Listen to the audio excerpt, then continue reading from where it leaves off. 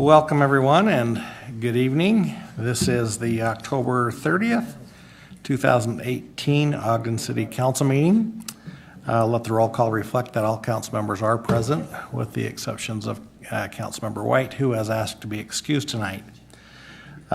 We will turn the time to Vice Chair Nadolski for our opening ceremony, Pledge of Allegiance. Thank you, Chair Heyer. I've asked Waters Nelson from Troop 166 if he would lead us this evening. Come on up.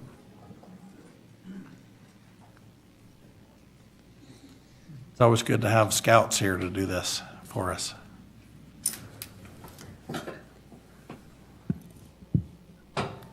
Okay, well, will everybody stand up, follow me?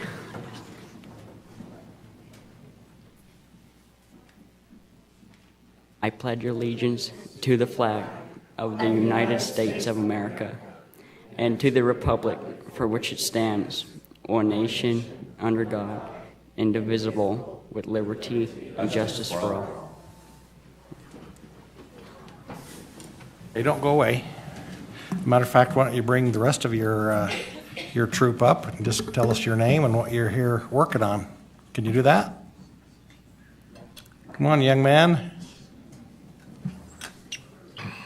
It's really good to see you all in your uniforms. Just go one at a time and tell us who you are and what you're working on. My name is Waters Nelson. I'm working on the Citizenship of America merit badge. Is that what it's called? Yeah. I'm Casey Daniels. I'm working on the Citizenship of America merit badge.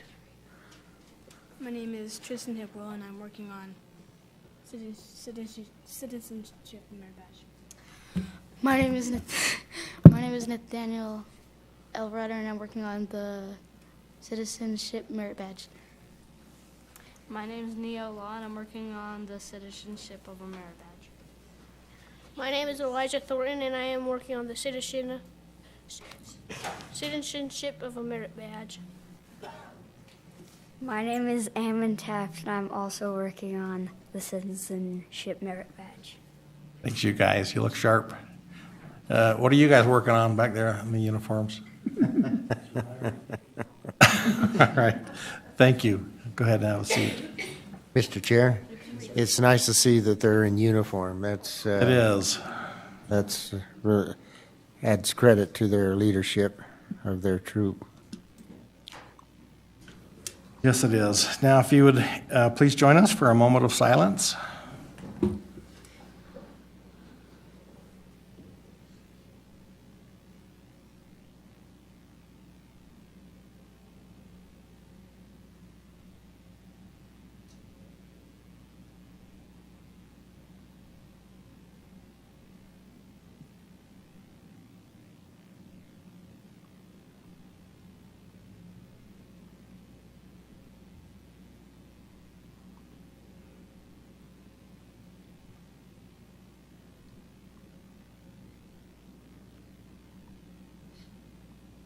And thank you.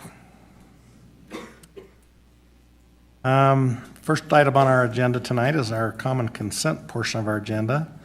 The first is the Native American Heritage Month. Just as a note, this is something that will be presented later on in the month on November 20th. And so since it is declaring a month-long event, we thought we better get it before the month starts. So it's on a common consent agenda for tonight. The second is the Board of Zoning Adjustments reappointments, along with some Christmas Village Committee appointments, and then a resolution for housing affordability. So I will look for a motion to approve the common consent agenda. Chair Heyer, I make a motion that we adopt the common consent items as presented. Second. We have a motion by Councilmember Lopez, a second by Councilmember Blair to approve the common consent agenda. All in favor? Aye. Aye. Are there any opposed? Okay, thank you. Next item on our agenda is reports from the Planning Commission. The first item is the proposed rezone at 424 Washington Boulevard. And I think we have Mr. Montgomery here tonight. Is that Clint Spencer, I think, Clint? will be presenting Clint Spencer's that. going to present for us tonight. And he's looking forward to it.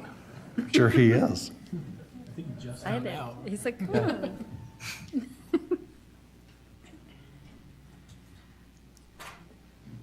Welcome, Mr. Spencer.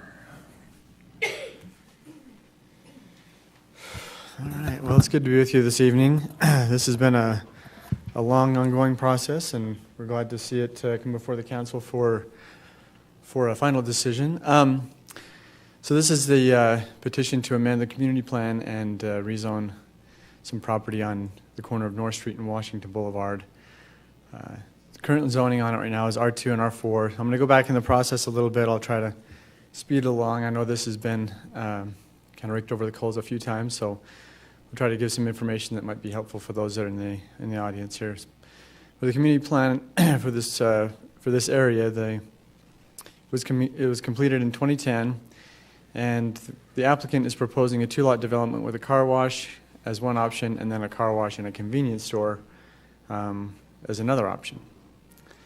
So the process and the steps taken, the first, this all began when the applicant came in and wanted to put in a car wash at a certain location. In meeting with the staff, with the planners, he was directed to try to acquire more property and do an overall development, which they went out and put offers on all of the property between Washington and the new fire station.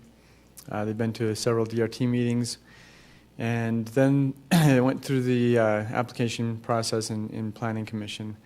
In April, it was proposed to go to a strict, well, just to be rezoned to a C2 zone. The Planning Commission requested that the city staff go back and look at a different proposal that would help kind of preserve the neighborhood plan requirements of the NC zone and come back with a conditional overlay option, which we did. And then that was discussed in June. At that point, there was some mixed reviews on whether or not the proposal as it was proposed should move forward, or if there's other considerations that could be taken into consideration. So at the city council work sessions, the original proposal was just for the car wash on the corner lot, and then to have a vacant lot there. But there was some concern that we're just moving one vacant lot to another. So we've worked with the applicant and finding another use for the property, which would be a convenience store. And together, that would fill the entire site. So once that went to City Council and a new site plan was revised, went back to Planning Commission for a recommendation on the site plan, and now we're back at the City Council for a final decision.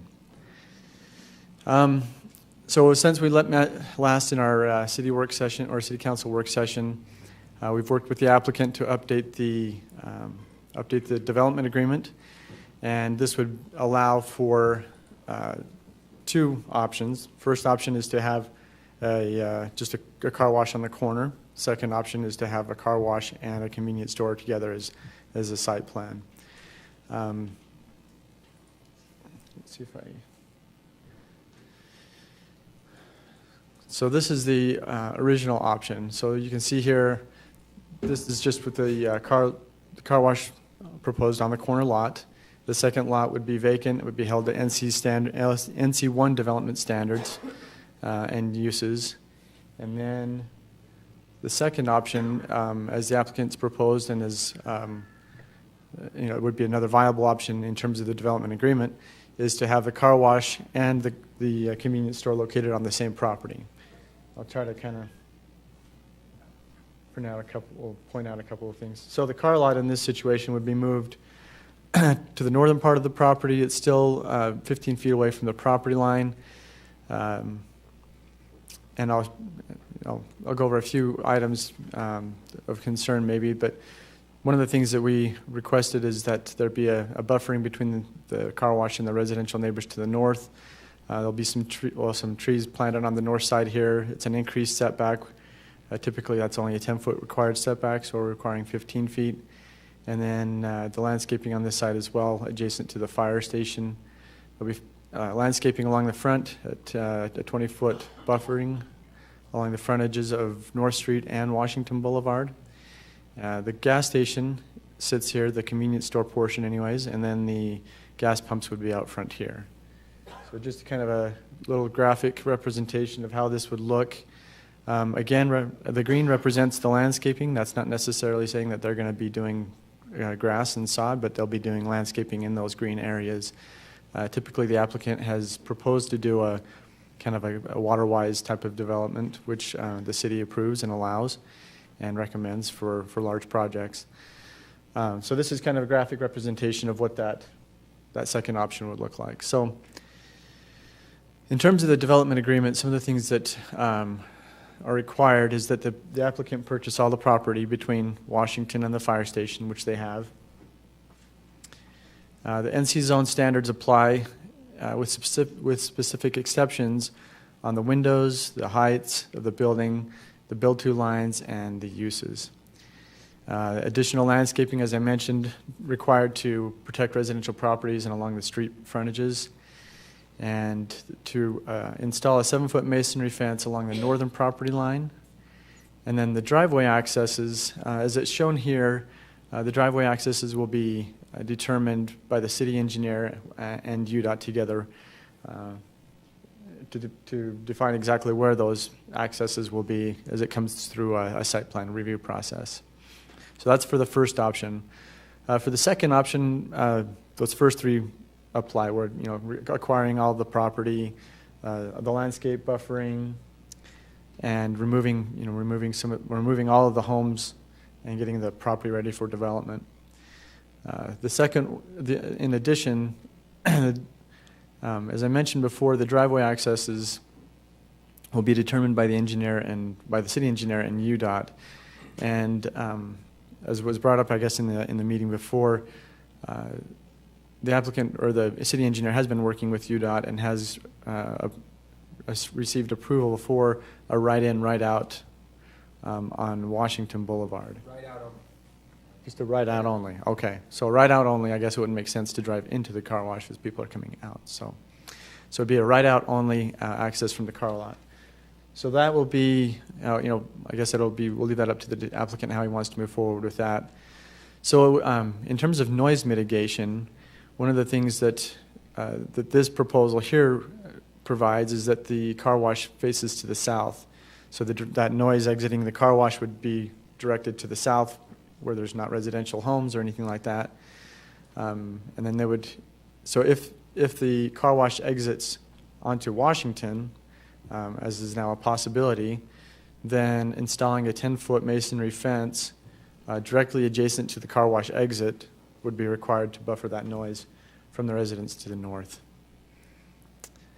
And then another requirement for this proposal is to install a pedestrian access to give, there's the public sidewalk here, and then from the public sidewalk, pedestrians could access the convenience store with this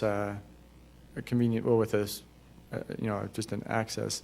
It would be kind of like a stamped concrete or something that differentiate it from the rest of the pavement, so people would be expecting pedestrians there. These are some of the proposed elevations. In terms of materials and development type, it still will follow the standards of the NC1 zone, which require a base body and a cap. The colors are muted down from what they normally install, which is kind of a bright green and bright yellow. These are muted down colors that would comply with the NC zone. And then this black and white elevation just shows the elevation of the car wash exiting to the south, if that's the option that the applicant decides to go with. And those are all included in the development agreement as well.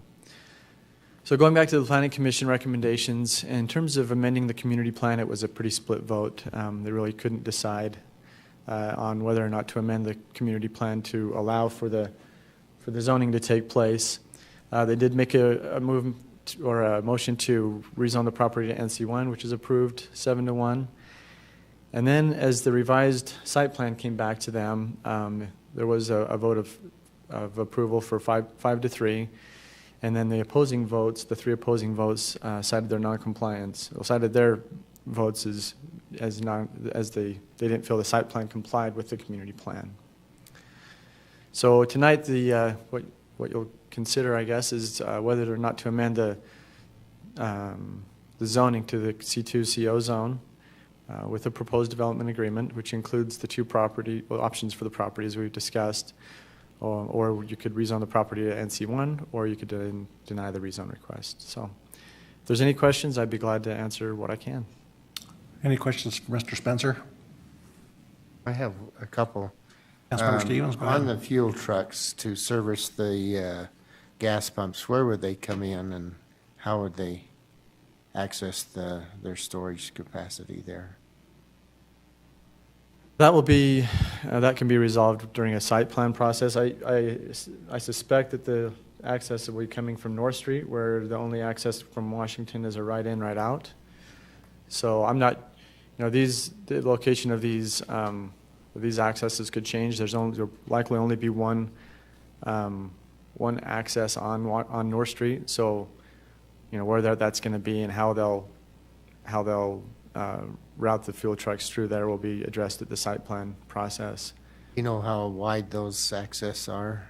The maximum width for those would be 50 feet.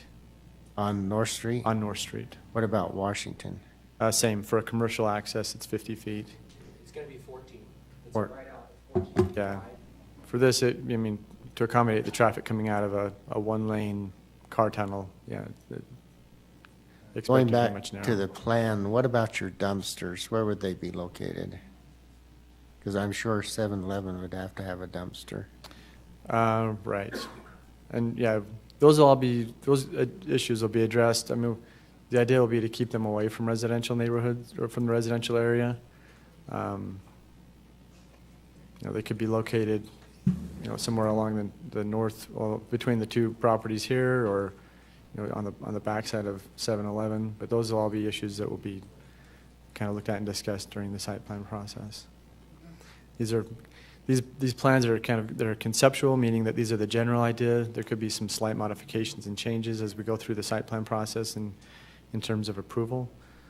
But those will all be issues that we look at during that process. We will have a chance to hear from the developer also.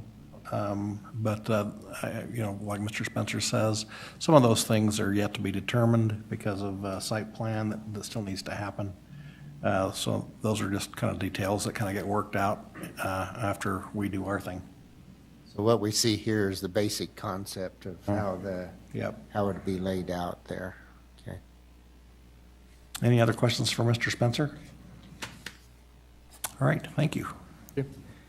I'd like to give Mr. Ernest, as the petitioner, a minute to go ahead and tell us about anything he thinks we ought to know. Yes, Chair Heyer, thank you so much. Joseph Ernest, 492 West, 1200 North, Springville. Clint mentioned it, and I'll mention it again. So this started in December of last year, and it's been a long path to this point. It started with a call to Joseph, your planner, Joseph. Great, he has a great first name, by the way. And he said, yeah, C2 on this corner would be great. And then I followed it up with I met with Eric in his office, another planner here. He said, I even think a C3 would be great for this corner. And then Joseph said, but don't come to us with an application unless you have every property, every parcel under contract, all the way from the corner to the fire station. So then we went to work. And actually the homeowners of those parcels and the owners of those parcels are here. And it's great to have their support. Also, even though Clint and Greg have been generally against the site plan or the uses for the corner, hats off to them. It's been a year process. They're phenomenal. It's been great to work with them. And so thank you to them. Clint and I have gone back and forth on this development agreement so many times. So it's great to be where we are. And I think we have something that'll work even for the convenience store. I've had technical issues in the past with city council meetings and planning commission meetings, so I've become a bit of a Luddite, and I have a little bit of a handout for you, but don't be intimidated. It'll be fast. Is that all right, Chair Heyer? Permission to approach the bench? Adam to Brandon right there. Okay. Perfect.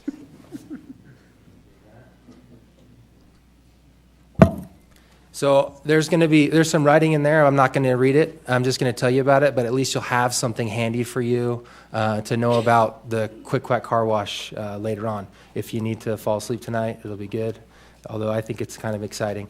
So I'd like to speak to the car wash. None of you have had the opportunity, even though you've heard about the development, to know anything about the business. And long before I had this position in this role, I was a Quick Quack member. So I signed up for a monthly membership at Spanish Fork before I'm doing what I'm doing now.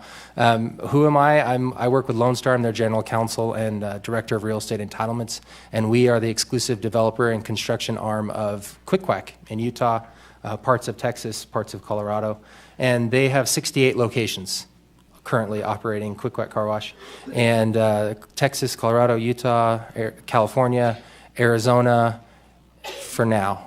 And if you're a member at any single location, you're a member at every location. And there's some amazing things that Quick Quack does to get involved in the community. And that's why when actually the owner of Lone Star Builders approached me to do this role, I was so intrigued because my experience at the Spanish Fork Quick Quack Car Wash was not like any other experience I have at other businesses. In fact, their name was at every high school football game that I went to. They had a parade float. Actually, I think it's the second to last picture in that packet is me with my son. And there's a mini parade float that's a replica of the car wash tunnel. And we have a mascot, Quaggles, who will be at all your events and your parades. And that's awesome. And they get involved in the community, and we want to be involved in the Ogden community and be commercial citizens here. And that's really what this is about. In addition to that, at the Spanish Fork location and locations after that, they have marketed in the community a month in advance of the grand opening a fundraiser. And they usually get from a city council member or a planning commissioner or the mayor or some staff member, a family or person in the community who is legitimately in need. And they'll go on the Ogden social media and they'll advertise. Our marketer will advertise that person's need and say, please come to the Quick Quack Car Wash on such and such a date and donate to that person and that family, and we will donate car washes. You get a free wash, you donate to this person. And then Quick Quack matches the cumulative sum of those donations and gives it to that person at the grand opening. And it's been so phenomenal to see a company that is more than just, they actually do stuff. It's incredible. So it's great to get involved. So for instance, at Highland, we presented a $9,300 check to a senior in Lone Peak who has a very rare form of cancer that even Primary Children's doesn't know what it is. And it's phenomenal to be a part of. And there's other stories that are phenomenal to be a part of. And inevitably, those people usually come from these meetings. So be thinking, if you approve it, hypothetically, fingers crossed, legs are crossed, if this goes forward. In addition, after the car wash grand opening, we provide 10 days of free premium car washes to the community. From 7 a.m. to 7 p.m. in the winter, our hours, 7 a.m. to 9 p.m. in the summer. So if we're opening in the winter, it'll be 7 a.m. to 7 p.m. of free car washes. We've washed now in Utah, there's 14 operational locations, 147,000 cars for free. So there'll be a lot of clean cars in Ogden during those 10 days. I promise you that. And then after that, we're just going to do our best to get involved in the community. Other things that are different from us and other car washes is we actually have employees on site that are wearing white shirt and ties. A lot of car washes don't do that. They're coin operated. They're open 24/7. They tend to be dirty, eyesores. This is different in a big way. Also, Quick Quack is a member of a water conservation group. I know, a little bit counterintuitive. However, we're only using 12 gallons of water, fresh water per vehicle. That's amazing. If you're in your driveway or me in my driveway, we're going to use 170 to 200 gallons of water washing our own cars in our driveway. So we're saving water by being in the community, and we invest quite a bit in the reclamation and recycling process that goes on underneath that tunnel. In addition, we pay, in order to be a good neighbor, and this is the next issue, right? So we're next to residences. Here in Utah and other states, we're very used to being next to residences. And the typical disturbance when you're next to residences and you have a normal car wash would be sound, and potentially traffic.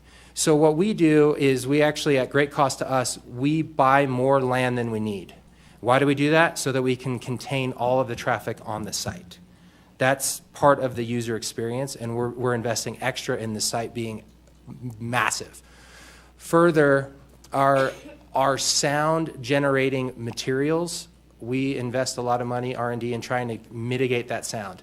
The vacuum canopies themselves, after you use the wash, after you go through the tunnel, you could come back, circle back, and use any of our vacuum stalls for free. A lot of these car washes have a central vacuum engine per stall. It's really loud.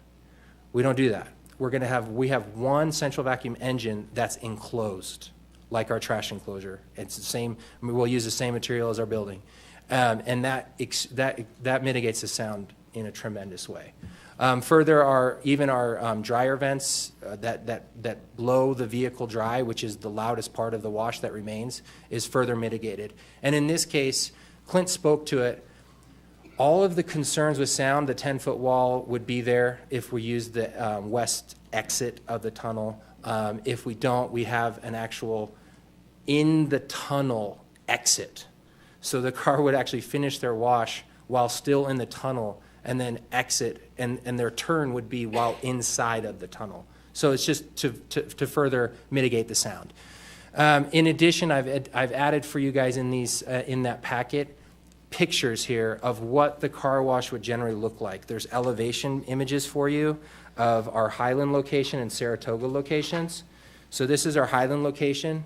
Our color scheme, our muted earth tone color scheme that we're complying with because of the NC standards, would be comparable to the images I've shown you. However, this shows CMU. We won't be using CMU because the NC standards won't allow CMU, so it'll be even more unique than that.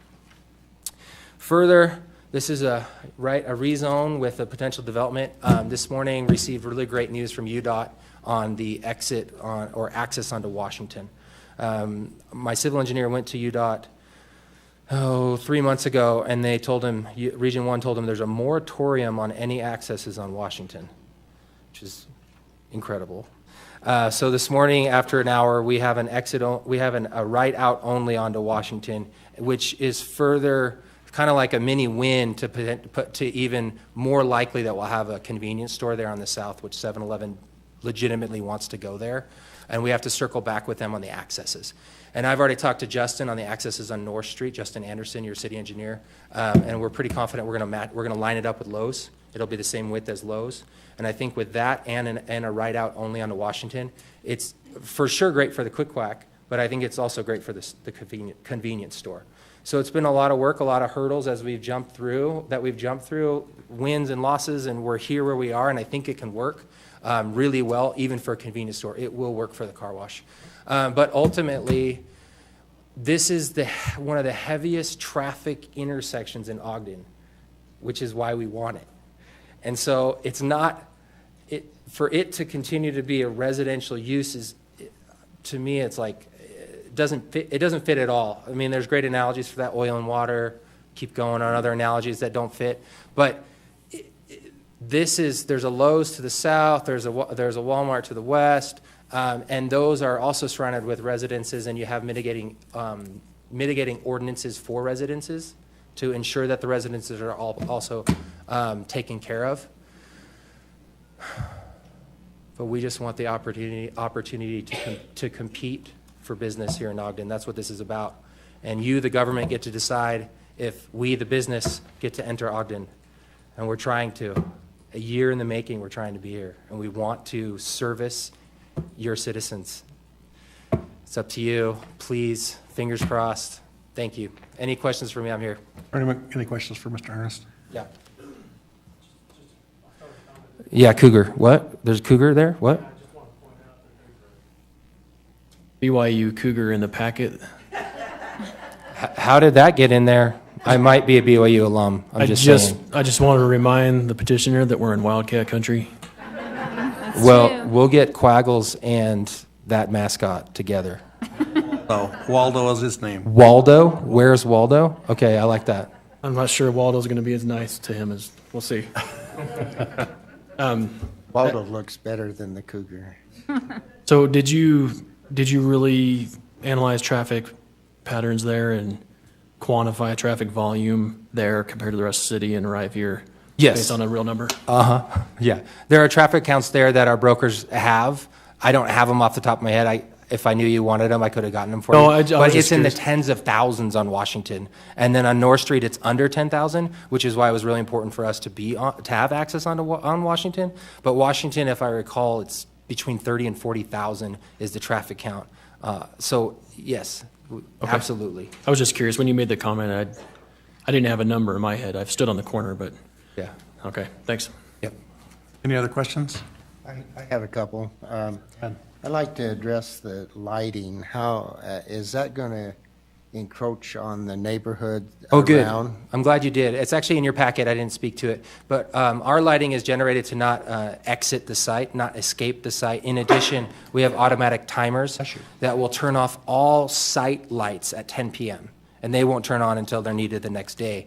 But the building lights will remain on for security. That's it.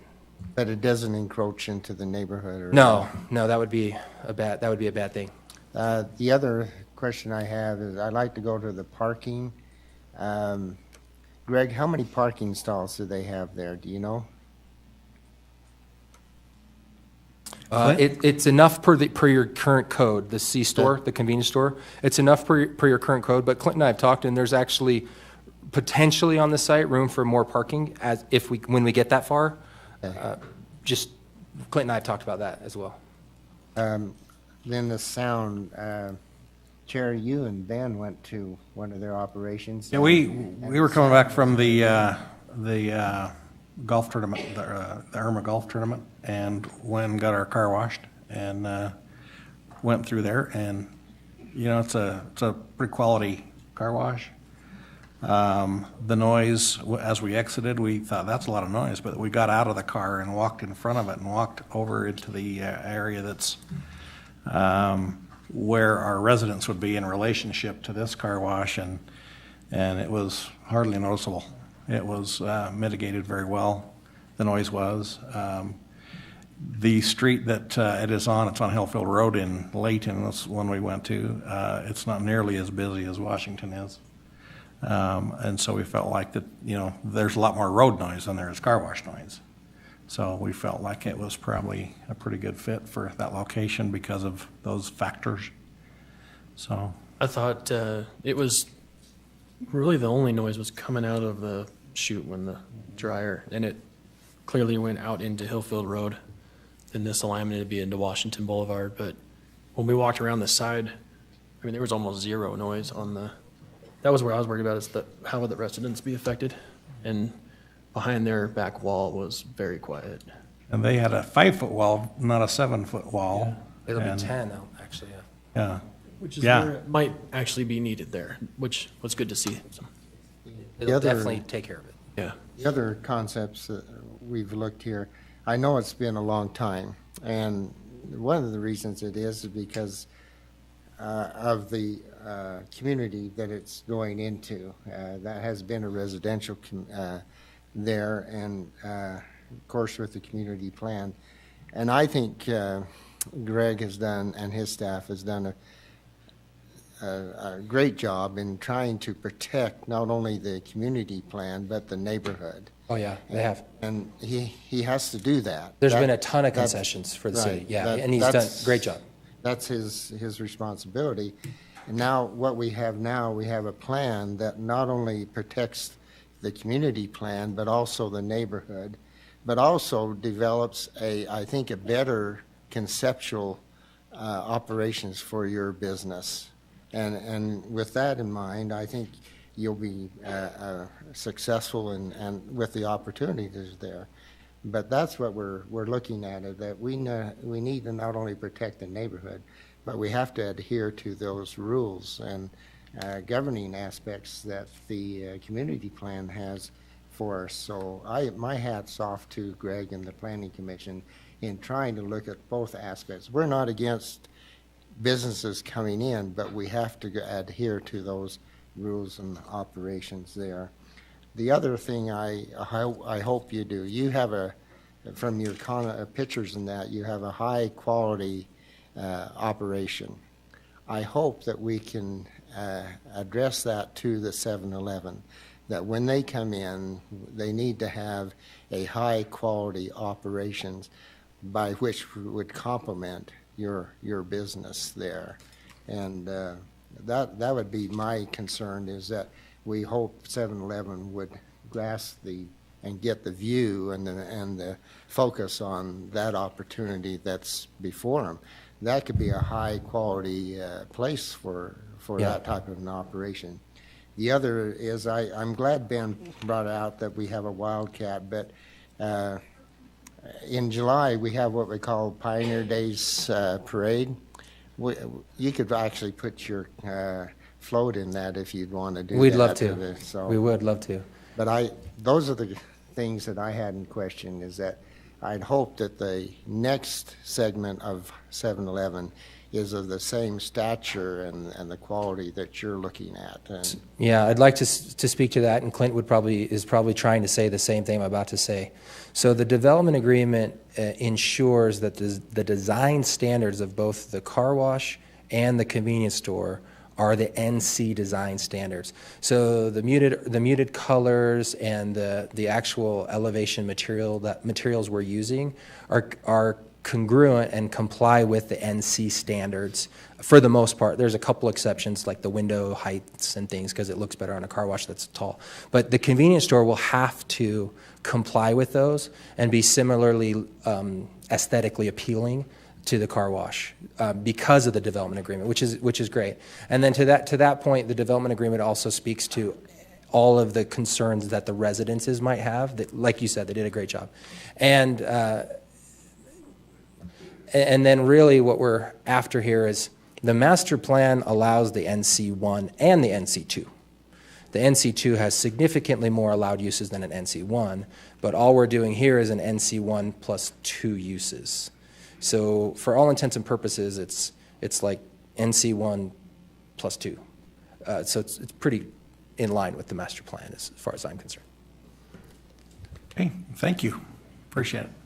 We'd like to receive public input on this. If you'd like to address this petition, if you could come up and give us your name for the record and limit your comments to 3 minutes, we'd appreciate it. 3 minutes? Yep, sorry. My name is Linda, and I'm working on my rezoning badge. You're out of uniform, Linda. I live on North Street, 410 North Street, and I've been there for 40 years. It was a wonderful little community at one time. Thoroughly loved it. Then Walmart decides that they're going to come into the community. Harrisville makes it possible, and they put in Walmart, a strip mall, and the eateries. That displaced 5 families. Then Ogden City, they come and let Lowe's come in, which is good for business, but that also displaced 9 other families. Then you've got the fire station 3. It's a wonderful state-of-the-art fire station, but it displaced 1 family and a small farm. And it's got sirens and lights that go off at 3 and 4 in the morning, almost every day. These things are not conducive to my living. It's commercial now. And I am excited at this point in time that we've got a developer after 40 years that wants to finally do something with that property. Not necessarily mine, but the corner. I will add mine to it so it happens. I'm excited to see that whole area finished. Excited about the grass along the sidewalks. I'm excited about the trees that are going to be there. And the convenience store that's going to allow those people that are coming down from the new CARES facility on wheelchairs to get their pop instead of running over to Walmart against all that traffic. So I see the value in this rezoning, and I'm thinking you do too. Thank you. Thanks, Linda. Is there anyone else?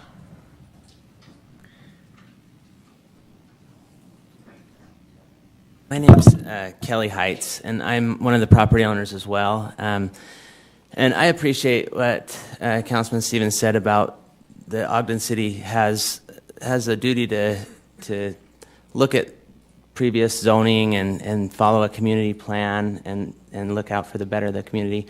I also love that you're all willing to look at variations and things that come along the way.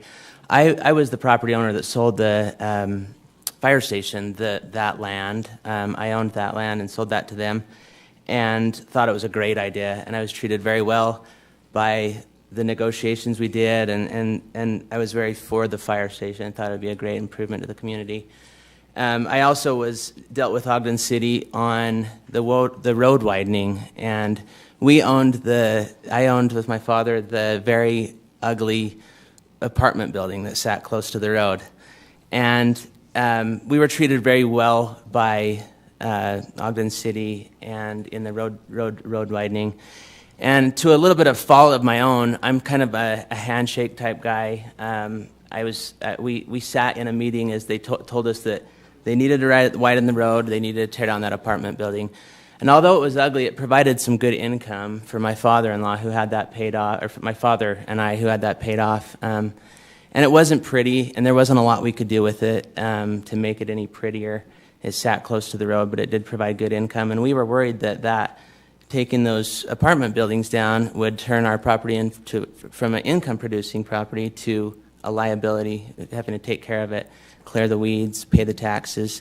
And we told them, we said, we're worried about the zoning on this property.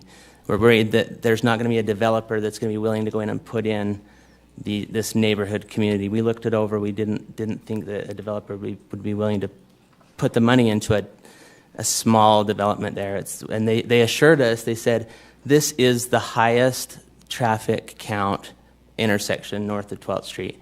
And other than 12th Street, it's one of the highest in the city. So we have a barrier on the one side of the fire station and a barrier on the other side of Washington Boulevard. And we just want to let you know we appreciate that you're willing to look at this, because as property owners, just as the other property owners spoke, we feel like we know the area very well, and this is a good proposal. We also we compliment the developer for sticking with it for a year and feel like they are committed. We've worked with them, and they've treated us very well in their dealings, and we hope that that you'll consider this. We feel, as the property owner, it's a very good option, and we're excited that they're willing to take all 4 parcels. And thank you. Does anyone have any questions for me? Thanks, Kelly. Appreciate it. Is there anyone else?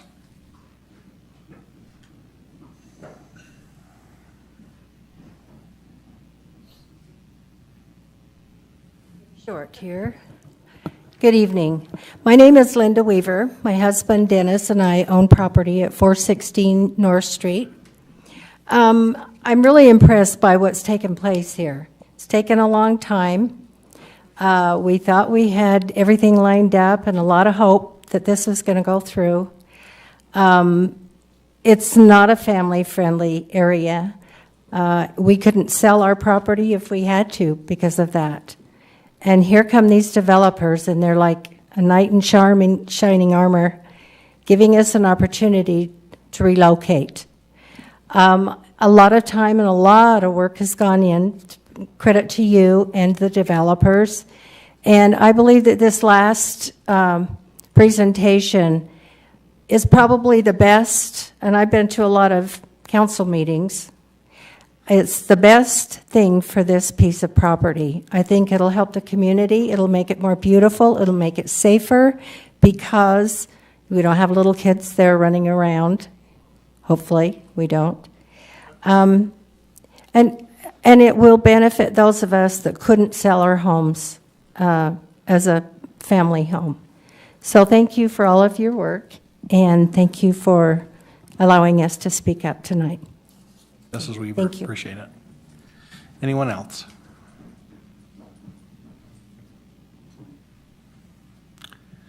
Okay. Looks like no more public input. Any council comments or questions, or look for a resolution? I had one question just before, and you might be able to answer it, if not Clint can. Okay. In the NC zone, is there regulations or stipulations on the hours for the convenience store? That's a good question. I'm not sure if there is or not. I know there is for the sign lighting, so I would assume that they're similar. The sign lighting can only occur from 7 a.m. to 10 p.m., but I'm not sure on the convenience store hours. What about, is there anything in the development agreement that relates to hours? There is not, no. I know that the car wash has stated their hours of Yeah, that's- operation, but the convenience store, I think it's probably, 7-Eleven, I think they're not 7-Eleven anymore. They probably are all the time, but. That's what I wonder. That's what I wonder. Yeah. Okay. But there is, just to address a few comments that were brought up in terms of lighting, that there is a section of the development agreement that stipulates, directing all the lighting away from residential areas, and then the lighting is held to the NC1 standard, which is, the signs and all the lighting on site is only allowed from those 7 a.m. to 10 p.m. So. Yeah, that all is in ordinance, so, that's probably not something we need to be too concerned with because it's already written into ordinance. Okay, any other questions? All right, I'll look for a motion.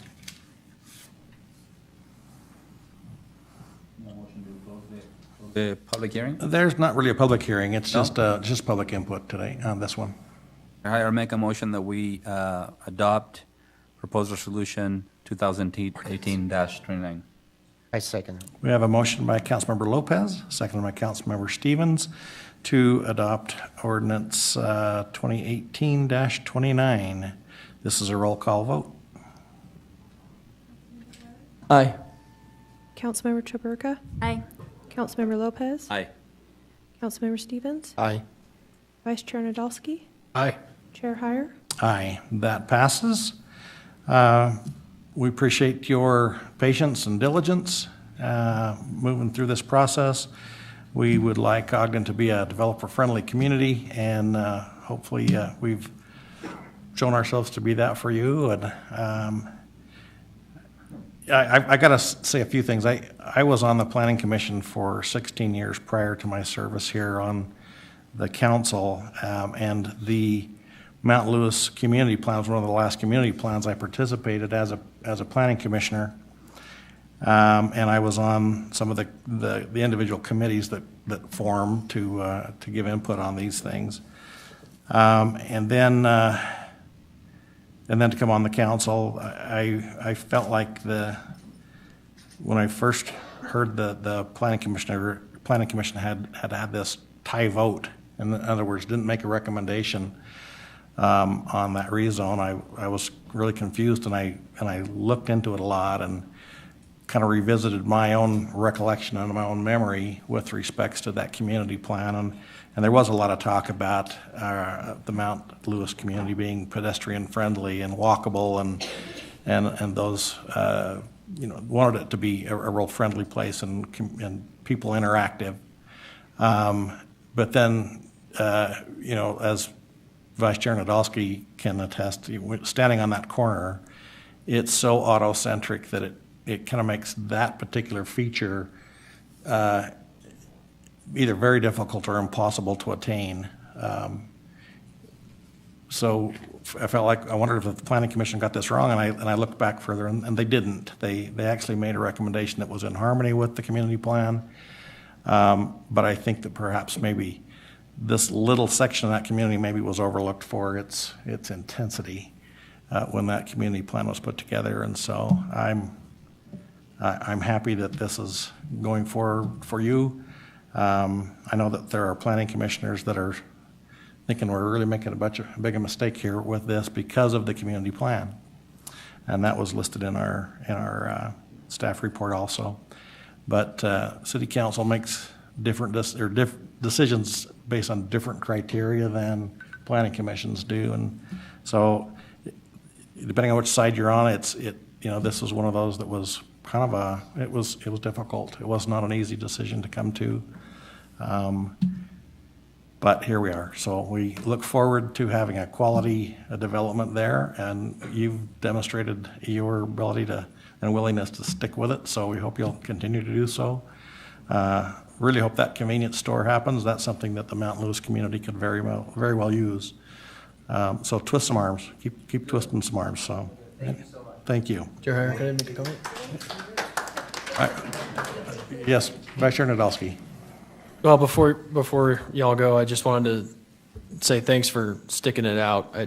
I'm glad that it worked out, not only for you, but for the folks that have been affected by it. I've personally appreciated that you guys have come to our work session, that you've written to us to let us know about the circumstances. I know that this has been hard, and I hope as you look back on your time here, for you doing business here, for you, your life here in your neighborhood and in your city, that you're not reminded of the frustration of the time that this took, but reminded of the professionalism by which you were treated. I think we have absolutely professional staff that, as you said, have treated you great along the way, and they've always done the same for us too. I think what we encountered was, there's a departure from the plan, obviously, and as we considered departing, there were people on both sides of it, right? And like Chair Heyer said, there's probably some commissioners that think we're making a mistake, and I hope those commissioners know that how hard we've thought about this, and we've talked about this a lot, and read about it and back and forth. But I do believe that I feel good about the vote I made tonight. I think the most important thing that we did was hear from people and stand on that corner. And I feel good about it. I hope you all feel good about it. And I'm sorry for the time that it took. But appreciate you sticking it out. And thank you to the planning staff. I know that this has been hard on you guys, harder than probably on anybody.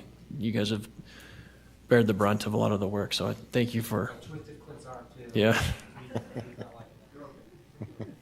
Thank you for your expertise and professionalism. So. Mr. Chair. Yes, Councilmember Stevens. I take to heart what the Planning Commission does, because they're important to us in developing our city. And I don't think they got it wrong. I think they looked at the situation when we were step 1. Now we're at step 4, and as Linda mentioned, we have a better product today than when we started out. And I think that's the essence and the importance of the Planning Commission. I think Greg has done a great job in trying to develop what has happened here. The Planning Commission, as I mentioned before, looks at what the neighborhood should look like and what the rules are to go into that neighborhood. And they weigh those and make sure that what they're doing is effective for that. They also look at protecting the neighborhood, and that's what I look at. And I think they did that. I think they looked at it and says, this does not fit the first project that we had, did not fit that area. What we passed tonight did fit that area, and I believe the Planning Commission would agree to that aspect. Also, I'd like to mention that Justin Anderson and our engineering staff, in working with UDOT and getting that access on Washington, it was a great help. That's not an easy fix in that, and I think they did a great job there. So I believe this program worked. It took a little bit longer, but it worked, and it'll be benefit for everyone, not only the community, but for the business that are there. So that's my statements at the present time. Thank you, Councilmember Stevens. 2 things. We got it done by the end of October for you. Yes, thank you. And do you have a sense of what the time frame is for when we'll be washing our cars at your corner? How fast, Chair Heyer, are you able to push Clint to review the plan? I can't push Clint at all. He doesn't work for me. Design plan application and building plans will be submitted as soon as possible. Okay. Can I add one comment? Sure. I also want to thank Justin for his work he did on the engineering Absolutely. side, but we've got to thank Glenn for how hard he's worked on this. We're I don't know if you guys don't know me from anyone else, but I'm a fish biologist for a living, so I'm not a community planner. Yeah, buddy. Yeah. And a Wildcat fan. But this really would have been difficult for the council to handle if not for the expertise of our staff, both of the administration and on the council. And we, in leadership, asked a ton of Glenn on this one in particular, and he just kept saying, you got it, going out and getting it done. So, Glenn, we always lean on you on that stuff and super appreciate what you did. I echo that. Yeah, he's been great. Yeah, he's our hero. On planning issues, he's our hero, so we have to give the administration plenty of kudos also. Well, we better move on. Everybody okay with that? So, all right. Thank you all for coming on this one. The next item is concerning our Mountain View Community Plan Amendment and rezone of the property at 18th Street and Washington Boulevard.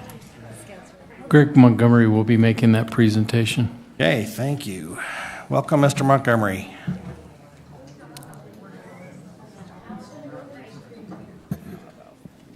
We're just trying not to reset the computer. Yeah, there you go.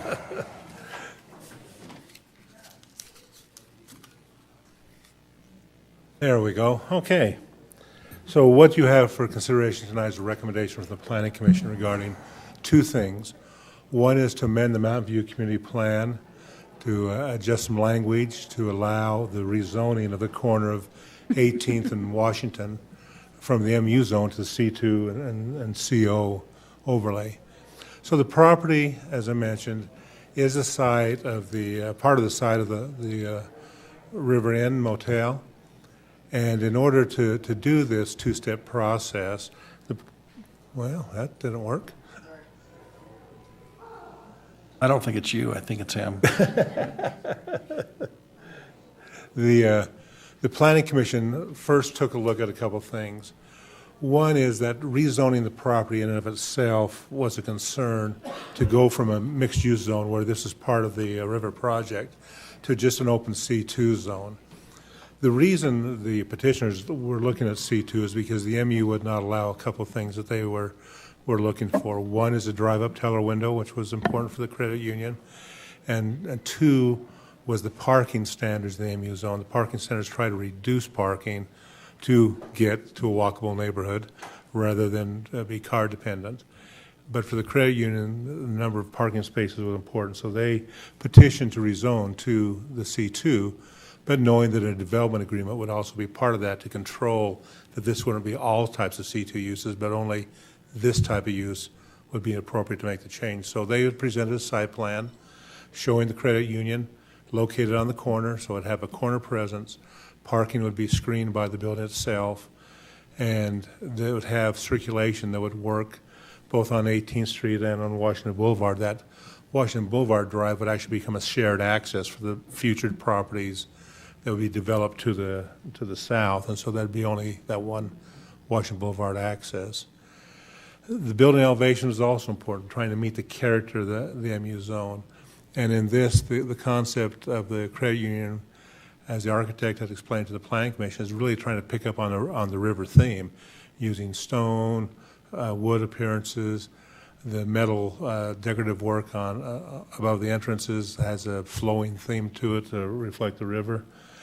And the elevations would be on all four sides so that it just wouldn't be interior oriented, but it'd be oriented to the entire community, 18th Street as well as Washington, as well as the interior developments that would take place in the future.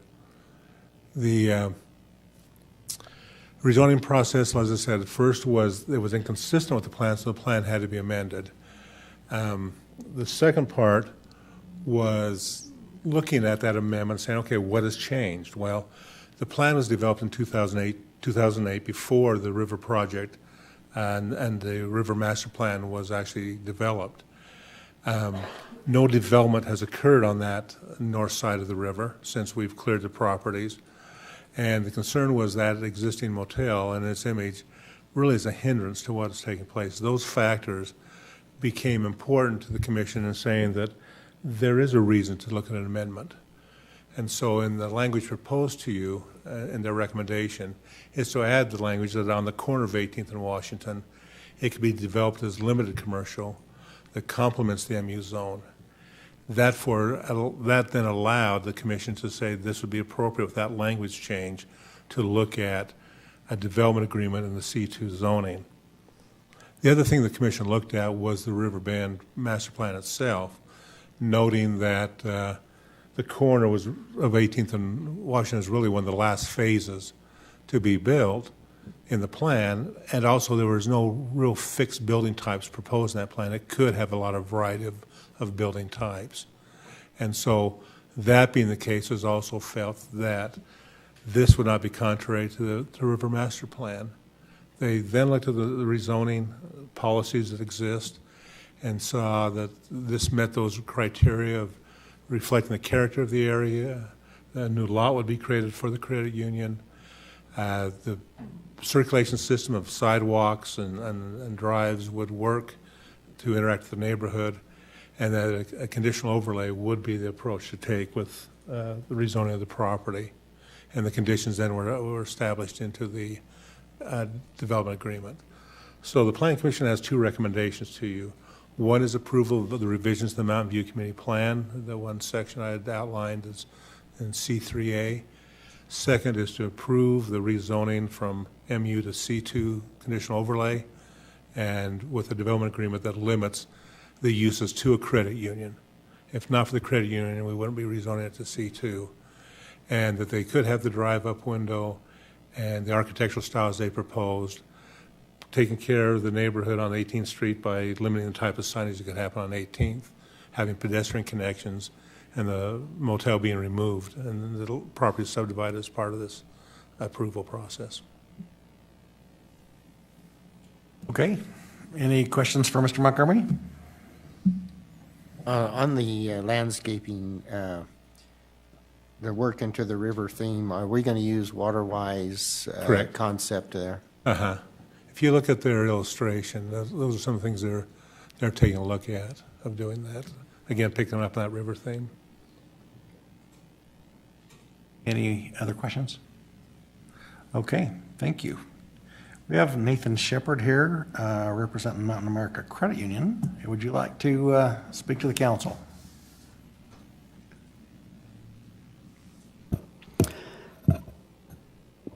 Hello, Nathan Shepard.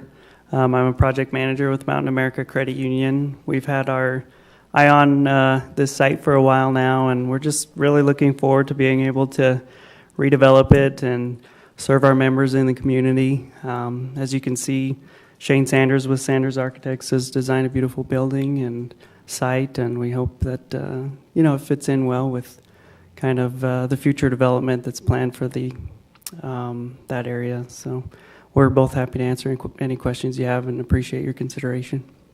Thank you. Okay. We would like to receive public input on this petition. Is there anyone in the audience that would like to speak to this? Okay. Council members.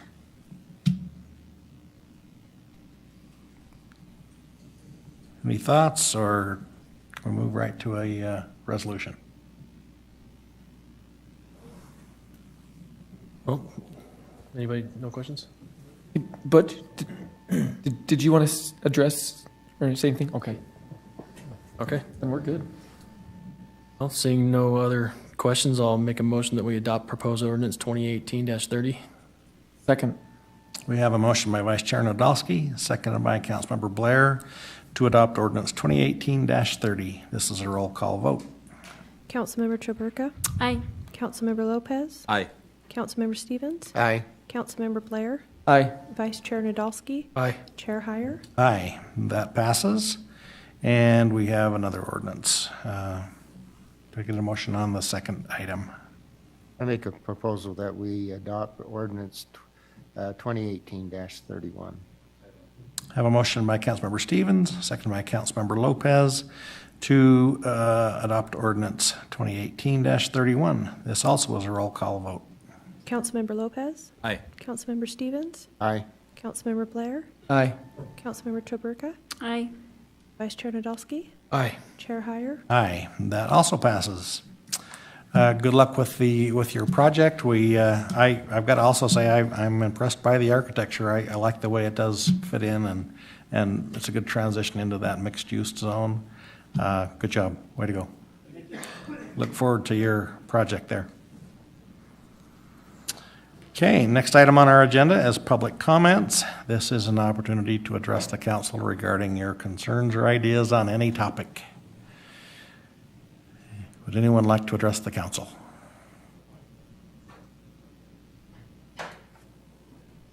A lot of people thinking about it. Okay, it's not looking like it. Okay, seeing no movement, I guess we're scary. Comments from the mayor? Just love to wish everybody happy Halloween. Get your trick-or-treaters out and keep them safe. And council members, any comments? The mayor addressed our mosquito abatement conference from the state, and we appreciate him coming over and doing that. And thank you, Mayor. Okay, any other comments from council members? Okay, I'll look for a motion to adjourn. Motion to adjourn. Second.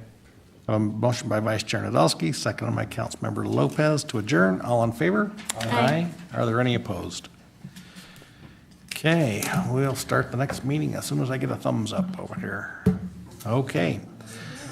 Welcome, everyone, to our October 30th, 2018 Special Redevelopment Agency meeting. Let the roll call reflect that all board members are present, with the exceptions of Board Member White, who has asked to be excused tonight. The first item on our agenda is the reports from administration, participation and incentive agreement with the 2461 Adams Avenue LLC. Mr. Cooper, welcome. Thank you. It's a long walk. So for your consideration tonight is Resolution 2018-10, which approves a participation and incentive agreement between the agency and the Peary Apartments for the renovation of that building located on roughly Adams and 25th Street into 12 new market rate units. So just briefly, I'd like to go over the Adams Reinvestment area in which this property is located. If you can squint, you can see the black box there, right center in the middle of the project area. And if you recall, this area was adopted on January 9th. The entire purpose of this was to do these such things, catalyze the reinvestment into some of these buildings that have not seen reinvestment or much of an investment in recent years. This area did not have a finding of blight, therefore did not include eminent domain. It did require a project area plan and budget to be approved going forward with any participation and incentive agreements. And so that's what we're looking at tonight. We have most of the budget still available in order to make these types of commitments as requested.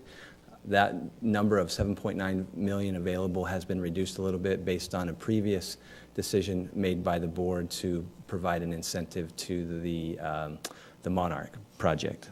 So we're working with a little bit less than the 7.9, but it's well within the request that we're talking about tonight. So the terms and conditions of the agreement are that the developer would receive a $300,000 maximum incentive over a period of 20 years. The transmittal, I believe, says 25, but the actual agreement is 20 years, so until 2038. The building must be completed by October 31st of next year. Again, there's some revisions in the packet, I think on page 6 and page 12 of the agreement. We've amended those dates from the work session, so that new date is October 31st of 2019.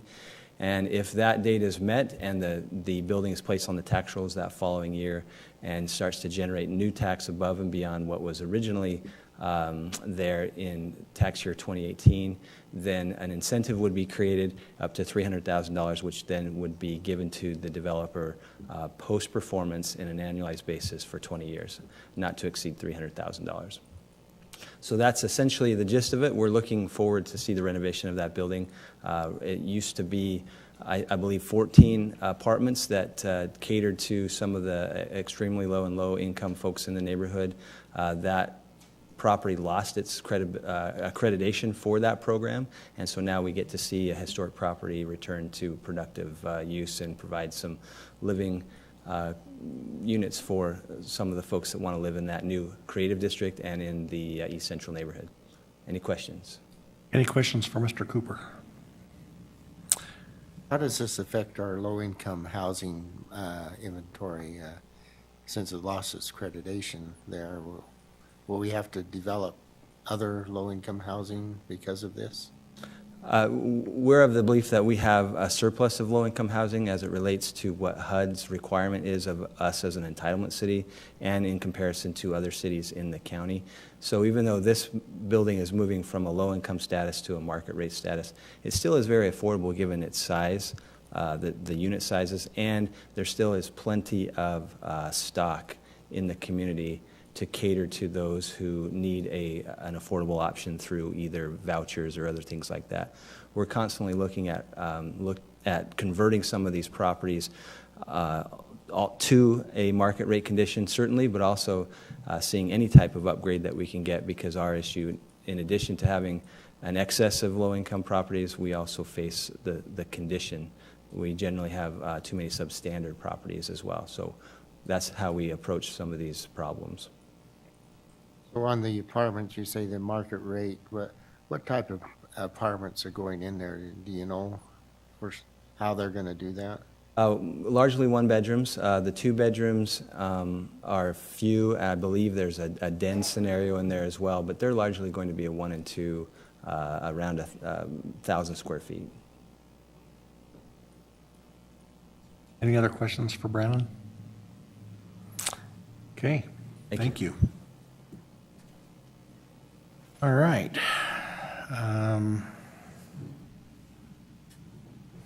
Look for a motion. Oh, let me see. Is there any public input?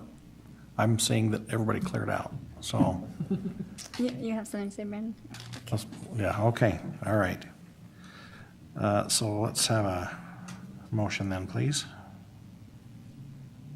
Sure, I'll provide a motion for proposed resolution 2018-10 to approve the incentive agreement. Okay. I will second that. We have a motion by Board Member Chaburka, second by Board Member Blair, to adopt Resolution 2018-10. This is a roll call vote. Board Member Blair? Aye. Board Member Chaburka? Aye. Board Member Lopez? Aye. Board Member Stevens? Aye. Vice Chair Nadolski? Aye. Chair Heyer? Aye. Well, that passes. Okay, next item on our agenda is public comments. I think we're going to have the same luck with public comment. So, comments from the Executive Director. Nothing at this time, thank you. And board members. I do have a comment. Yes, Board Member Chaburka. Board, yeah. I just want to say, I really love this project, and I love the direction we're going with many of these properties. I really look forward to continuing the conversation, with staff and among the council about this housing issue, because it's a deep concern of mine. I mean, I live right in that neighborhood. I've seen several houses recently. When you look back at the tax record, people have purchased them for such a low amount, and now they're trying to resell them at these I would consider crazy amounts. And they haven't really invested anything at all into the homes. And it just really, I think it kind of undercuts those efforts that all of us have that are living there and actually investing and wanting to build the community in a different way. I know we live in a capitalist society, and that's the way things kind of work, but I also just feel like I have concerns, about where the vulnerable populations are going when these kinds of things are happening. So I'm looking forward to having this conversation extended and to really understand it more deeply. I'm just beginning to understand it, so I want to keep talking about it. Thank you for that. You were at our leadership meeting a week and a half ago and brought up some points that were enlightening to me, and I'll give you my word that I'll continue that conversation with you. I think that is something that we do need to converse about and look for solutions.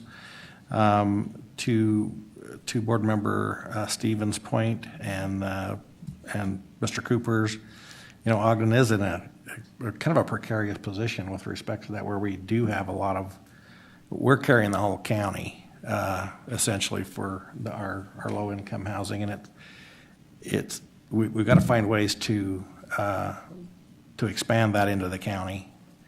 And maybe that's where that discussion moves, is how to do that. It's, anyway, but yeah, I want to have that same conversation with you, so thank you for bringing that up. Any other comments from board members?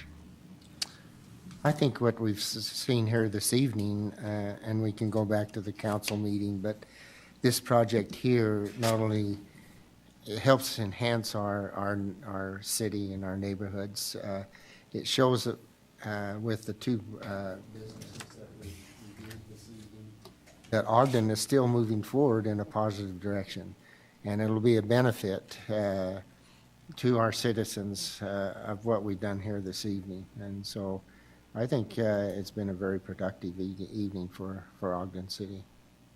Okay, thank you. I'll look for a motion to adjourn. Motion to adjourn. Second. We have a motion by Vice Chair Nadolski, second by Board Member Lopez to adjourn. All in favor? Aye. Any opposed? Okay, thanks everyone. That's a wrap.